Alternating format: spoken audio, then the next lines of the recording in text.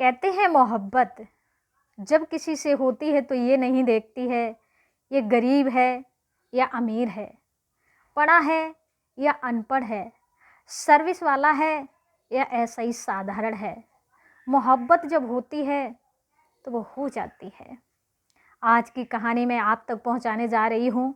बड़ी ही रोमांटिक है, लेकिन कहानी श्रवण करने से पहले यदि आप हमारे चैनल पे नए हैं तो प्लीज़ हमारे चैनल को सब्सक्राइब कर लें, ताकि हर नया नोटिफिकेशन सबसे पहले हमारा आपके लिए प्राप्त हो। आज की कहानी है अनपढ़ लड़की कलेक्टर साहब का अनोखा प्यार। तो आइए आपका समय ज़्यादा ना लेते हुए कहानी की ही तरफ गौर करते हैं।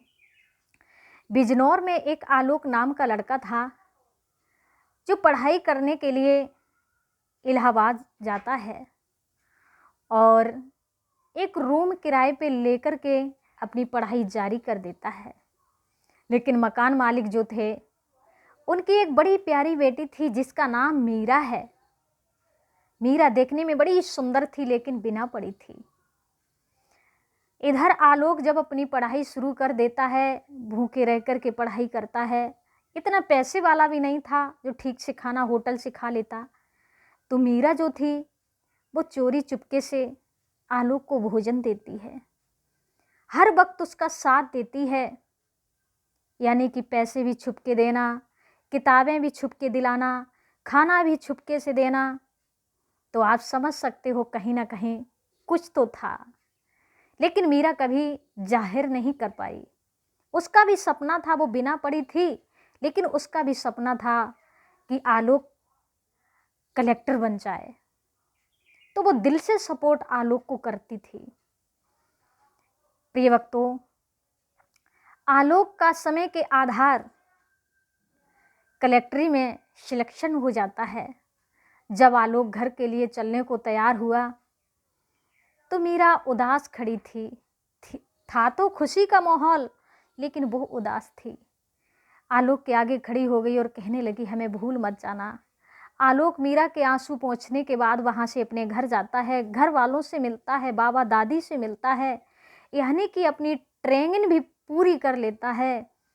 लेकिन वो हर बार यही सोचता है कि मीरा से कैसे मुलाकात हो। समय जैसे ही उसे मिला तो एकदम से मीरा की ओर के लिए अपनी गाड़ी दौड़ा दी। मीरा के पिताजी बैठे हुए थे, चरणों को छुआ और कहने लगा है, सर मीरा नहीं नजर आ रही है। तो मीरा के पिता कहते हैं, बेटा मीरा घर से भाग गई। आलोक खड़ा का खड़ा रह गया। पिताजी वो किसके साथ भाग गई? जवाब दिया, बेटा खुद अकेली भाग गई। लेकिन क्यों? कहने लगे, मैंने उसका विवाह तय कर दिया, लेकिन वो तुमसे मोहब्बत करती थी।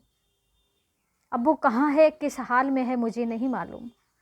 आलोक वहाँ से गाड़ी उठा के लौट आता है। ऐसा कोई दिन नहीं था जिस दिन आलोक मीरा को तलाश नहीं करता था। हर वक्त मीरा की तलाश करता रहता है, लेकिन मीरा का कोई पता नहीं चला। लेकिन एक दिन उसका जो दोस्त था वो कानपुर का था। उसने डिनर के लिए आलोक को अपने यहाँ पर आमंत्रित किया। जब आलोक वहाँ जाता है तो उसका मित्र मार्केट को सौदा लेने को जाता है। उसकी पत्नी घर में थी, वो चाय नाश्ता कराने लगी। इधर किचन से कुछ बर्तन गिरने की आवाज़ आती है। तो दोस्त की पत्नी कहती है, अरे मीरा संभाल के काम कर किया कर, तू हमेशा पागलपन देती रहती है, पता नहीं तेरा ध्यान कहाँ रहता है। आलोक ने जैसे मीरा का नाम सुना, जो कुर्सी पर बैठा हुआ था उठ करके खड़ा हो गया। कहने लगा, मीरा?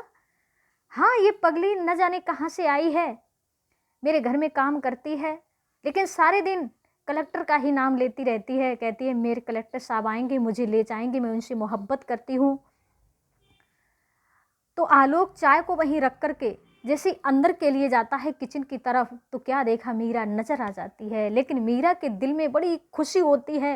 वो भाग करके आलोक को गले से लगाना चाहती थी, लेकिन उसके हाथ काले थे, इस वजह से नहीं वो ऐसा कर सकी। एक आलोक था जो नॉर्मल से वस्त्र पहना करता था। आज आलोक वीआईपी जूते, वीआईपी शर्ट, वीआईपी जीन्स पहने हुए था, तो उसकी हिम्मत नहीं पड़ी। लेकिन आलोक भागा, एकदम से मीरा को कलेजे से लगा लिया और उसके आंसू पोंछ के कहने लगा, मीरा अब आप रोइए नहीं, आपका आलोक आ गया है।